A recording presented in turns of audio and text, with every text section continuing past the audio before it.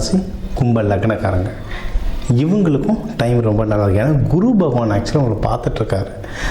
ஏன் நம்ம ஒன்றும் கொஞ்சம் கஷ்டப்பட்டுட்டோம்னா சனி பகவான் ராகு பகவான் தொடர்பு இருக்கிறதுனால கஷ்டப்படுறோம்.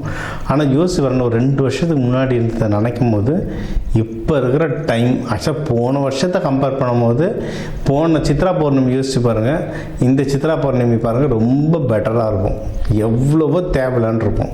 சரிங்களா? அதனால் குரு பகவான் பார்க்க தான் நிறைய நல்ல விஷயங்கள் நடக்குது. சரிங்களா? அதுவும் நீங்கள் எடுக்கிற முயற்சிகள்லாம் இப்போ ஓரளவுக்கு சக்ஸஸ் ஆகும். 2 வருஷத்துக்கு முன்னாடிலாம் நம்ம முயற்சியே எடுக்காமல் இருந்திருப்போம். எதை தொட்டு என் காலை வைக்கிற இடம்லாம் கண்ணி வெட்டிட்டுன்ற மாதிரி எதை தொட்டாலுமே ரொம்ப டஃப்பாக இருந்திருக்கும். இப்போ முயற்சிகளில் நம்மளுக்கு ஒரு வெளிச்சம் தெரியும். ஓகே, டன், நம்மளால் முடியும் அப்படின்ற ஒரு வெளிச்சம் தரும். ஸோ முயற்சி தொடர்ந்து பண்ணுங்கள். இன்வெஸ்ட்மெண்ட்டுக்கு நிறைய ட்ரை பண்ணுங்கள். நான் எப்படியோ உங்களுக்கு ஏதோ ஒரு விதத்தில் இன்வெஸ்ட்மெண்ட் வர, அதாவது நிலத்துலலாம் இன்வெஸ்ட்மெண்ட் பண்ணுறதுக்கோ இல்லை ஒரு ஸ்டாண்டர்டான அசையா பொருளில் இன்வெஸ்ட்மெண்ட் பண்ணுறதுக்கு நிறைய வாய்ப்புகளும் தேடி பாருங்கள். அவங்கவுங்க பட்ஜெட்டுக்கு ஏற்ற மாதிரி கண்டிப்பாக ஏதாவது ஒரு இன்வெஸ்ட்மெண்ட் கிடைக்குங்க. ஏங்க கண்ணே தெரியாத எறும்பு கூட மழை காலத்துக்கு கொஞ்சம் கொஞ்சமாக சேர்த்து வைக்கிது.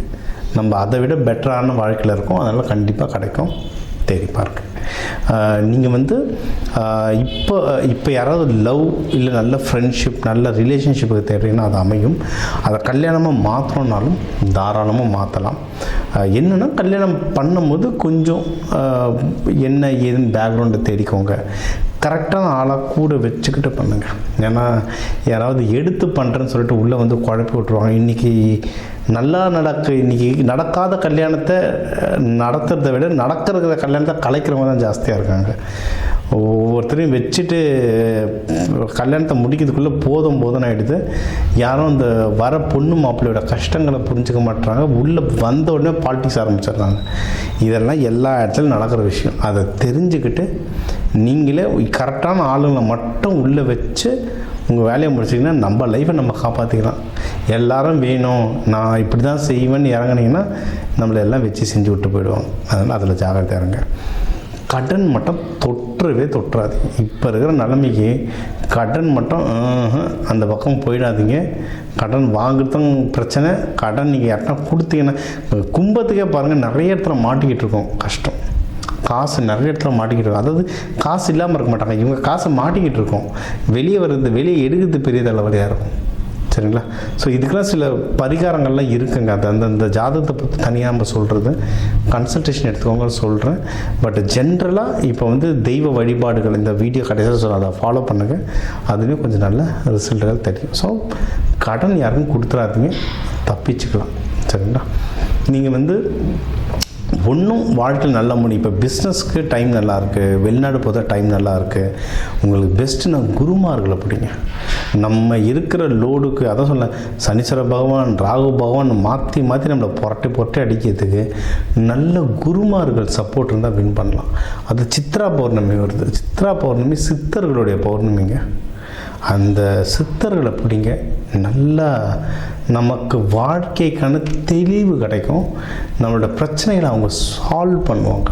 சித்தர்கள் நம்ம கர்மாக்களை எடுத்துட்டு நம்ம பிரச்சனைகளை சால்வ் பண்ணுறவங்க. ஸோ அதை நீங்கள் தாராளமாக உங்களுடைய நட்சத்திரம் எதுன்றதை பார்த்துட்டு அந்த நட்சத்திரம் தொடர்புடைய சித்தர்களை பிடிச்சிங்கன்னா இன்னும் சூப்பராக வாழ்க்கையில் ஒன்றும் நல்லா முன்னேறலாம். சரிங்களா?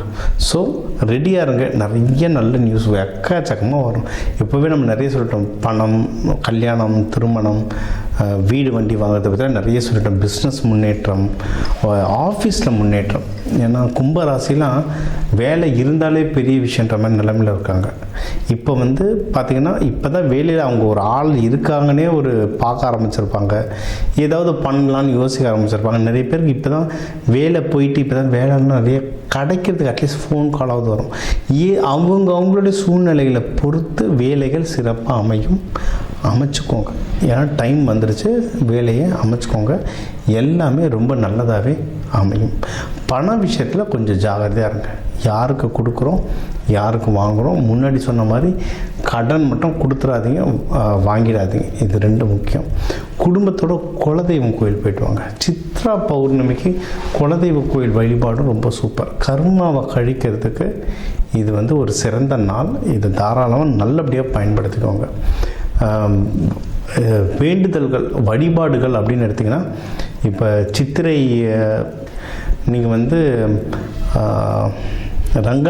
ரங்கநாதர் லக்ஷ்மி தாயார் வழிபாடு பண்ணலாம். மங்கள சனீஸ்வரர் அவர் குடும்பத்தோட ஜேஷ்ட தேவி குளிகன் மாந்தி உங்கள் குடும்பத்தோடு இருக்கிறது வழிபடலாம்.